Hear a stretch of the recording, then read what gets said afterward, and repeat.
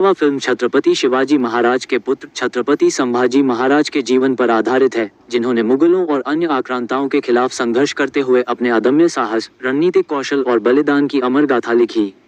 ये फिल्म उनके राष्ट्रभक्ति की भावना को सुदृढ़ करती है। छत्रपति शिवाजी महाराज के बड़े बेटे संभाजी सिर्फ 2 साल के थे जब सन 1659 में उनकी मां का निधन हो गया था।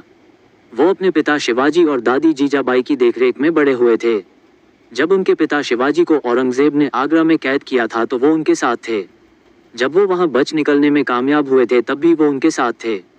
शिवाजी ने उनको पढ़ाने के लिए शिक्षक नियुक्त किए थे। शुरू से ही संस्कृत भाषा में उनकी रुचि थी, जिसमें उन्होंने महारत हासिल कर ली थी।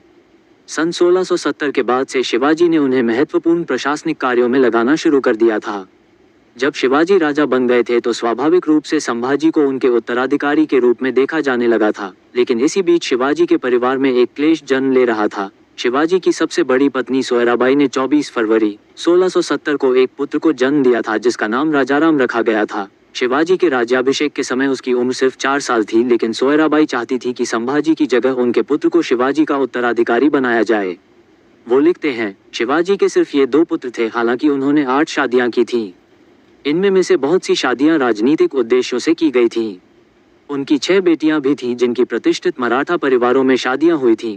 सन 1681 से 1682 के बीच औरंगजेब ने अपना दक्षिण भारत का अभियान शुरू कर सभी चुनौतियों को समाप्त करने का बीड़ा उठाया।